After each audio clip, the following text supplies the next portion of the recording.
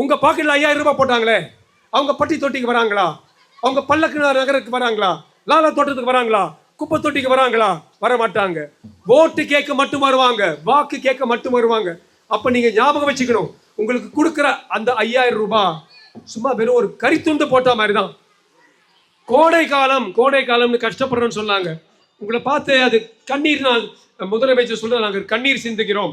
அதுக்கு பேர் நீலி கண்ணீருங்க. அந்த அப்பேற்பட்ட ரொம்ப கஷ்டப்படுறாங்கன்னா அந்த ஜீவகாருண்யம் வந்து ஒரு கசாப் கடைக்காரன் ஒரு ஆடை பார்த்து ரொம்ப கஷ்டப்பட்டானா, அப்புறம் போட்டானா ஒரு போடு. அது மாதிரி கஷ்டப்படுறாங்க உங்களை பார்த்து. 5000 ரூபாய் உங்ககிட்ட வாங்குறாங்க.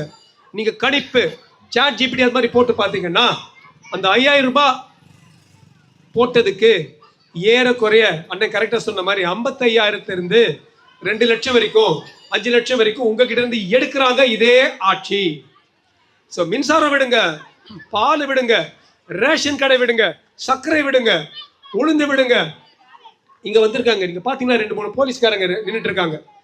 வேற எந்த மாநிலத்திலையும் எல்லாம் கேட்டுங்க, நமக்கு வந்து பாதுகாப்பு அளிக்கிறதுக்கு நம்ம ஏடுங்க வந்திருக்காங்க. 2 போலீஸ்காரங்க, இங்க ஒருத்தர் இருக்காரு, அங்க இருக்காரு.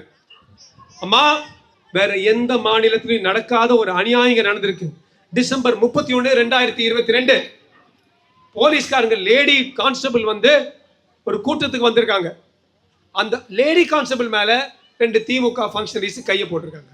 அந்த அம்மா உடனே கம்ப்ளைண்ட் கொடுத்துருக்கு. உடனே ஒரு பெரிய கும்பலா வந்து போலீஸ் ஸ்டேஷனுக்கு போய் ரவுடிசம் பண்ணி திருப்பி வாங்கிக்கோன்னு சொல்லி அந்த அம்மா அடுத்த நாளே திருப்பி வாங்கிடுச்சு. ஆனா சம்பந்தப்பட்ட ஆணையர் கமிஷனர் பார்த்து அந்த 2 பேரையும் வந்து அதுக்கப்புறம் ஒரு நாள் அரெஸ்ட் பண்ணி பார்ட்டியில இருந்து வெளியில தந்தாங்க.